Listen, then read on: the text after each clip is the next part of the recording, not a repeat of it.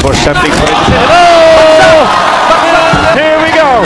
Yan ang puwersa na taglay ni Mark Magnifico Magsayo. Bagsak na naman! Usapang bakbakan, di magpapahuli pag may bagong laban. Isa sa inaabangan ng mga Pinoy boxing fans sa ngayon 2025 ay itong dating WBC featherweight champion, ang tubong bohol na si Mark Magnifico Magsayo.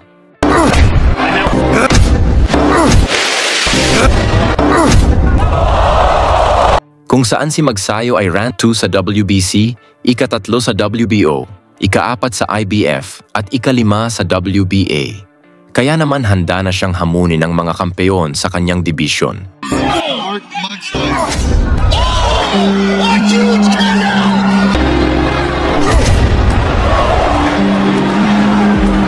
Bago pa man siya sumikat sa pandaigdigang entablado, balikan muna natin ang kanyang unang laban sa Amerika.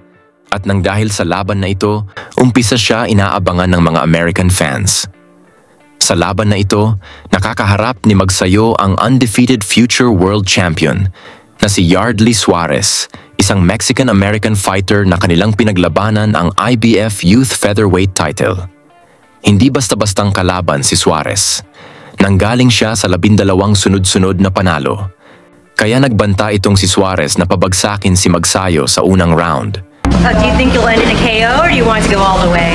¿Cómo se siente? ¿Qué es lo que trae? ¿Qué es lo que piensa usted? ¿Se va a dar el knockout? ¿Anda buscando el knockout o se van a ir a los 12 rounds? Knockout. Kung saan ito daw ang daan sa kanyang pangarap na maging world champion. Ngunit kabaliktaran pala ang nangyari pagdating sa laban. Halika mga boxing fans, ating panoorin kung paano nagpakilala si Magsayo sa Amerika. Nataglay ni Mark Magnifico Magsayo. Bagsak na naman! Mula sa unang segundo pa lang ng laban, naging agresibo agad si Magsayo, habang maingat naman na nagbitaw ng jabs itong si Suarez. You can see the difference now. Pero this is a really malaking test para kay... Alam ang mabilis na pinakawalan ng ating Pinoy. ¿Cómo se siente? ¿Qué es lo que trae? ¿Qué es lo que piensa usted? ¿Se va a dar el knockout? ¿Anda buscando el knockout o se van a ir a los 12 rounds? With the game plan. Kasi minsan, magkita mo yung aggressiveness because of the nervousness. Good left-right combination. Malakad Magsayo. That tells a good statement early on. Importante yung mga unang landing. Well, it did solidify a good straight and a body. Ang ganda ng straight ni Magsayo. That was a very good combination.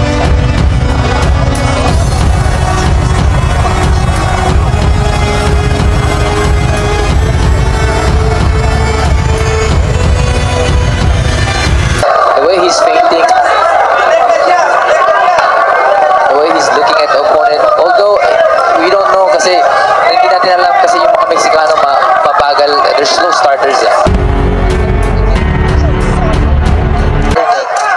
Pero nandiyan lang si Suarez, parang hindi siya nasasaktan, but let's see. But you have to be aware kasi malakas dito si Suarez with his record. Oh, good overhand, he's out.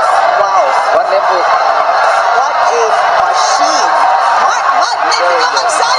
Mula sa mabilis na pinakawalan ni Magsayo dito sa kalagitnaan ng round 1, bagsak si Suarez. Nagawa man nitong tumayo ngunit bistadong nasaktan. Here we go!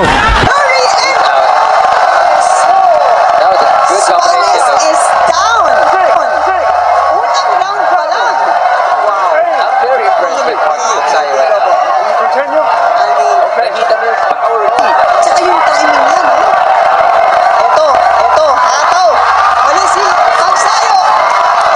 Oh gosh. This is Dito na tinapos ni Magsayo ang paghihirap nitong si Suarez.